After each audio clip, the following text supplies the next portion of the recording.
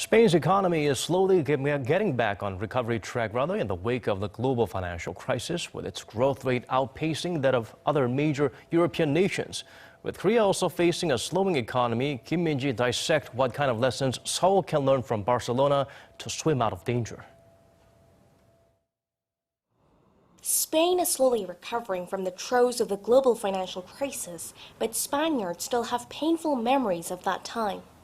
You were walking the street and all the little shops here were closed and with a text saying to rent, but nobody was renting anything. However, some problems in the wake of the crisis, such as high unemployment, still linger to this day. It's still tough for young people, most with temporary jobs in the service sector, such as waiters or hotel workers, so life is still pretty hard for them. At the same time, there's no doubt that the country is on the recovery track, especially with consumption and exports picking up, following government efforts to boost the economy, including fiscal and market reforms. As a result, Spain's growth has outpaced that of most of its EU counterparts, even though it's expected to weaken slightly in the coming months.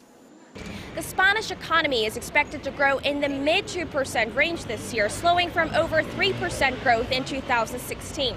While it still maintains recovery momentum, it faces a slowdown in job creation, rising consumer prices, and an array of external uncertainties. Spain's unemployment rate stands at almost 19%, the second highest in the EU after Greece. Job growth has been slow and job quality poor.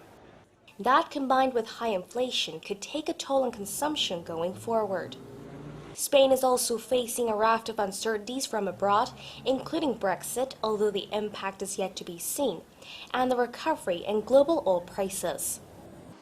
Like Spain, Korea is also heading into a cycle of low growth and is on track to post growth in the 2% range for a third straight year.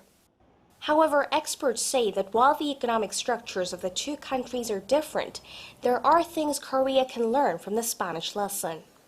Austerity by itself doesn't help economic growth. I'd say that Spain hasn't grown thanks to the austerity policies. It has grown in spite of them. It's also about creating quality jobs, because creating jobs might be a short-term solution, but the distributional issues and the equity issues that might be created might have very long-term effects.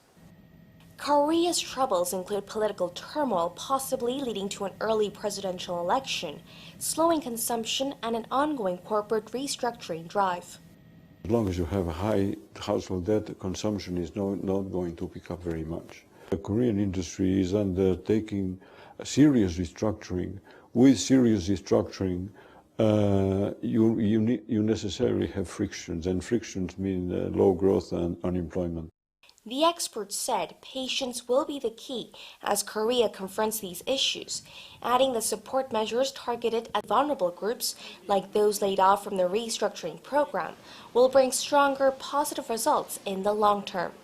Kim Min-ji, Arirang News, Barcelona.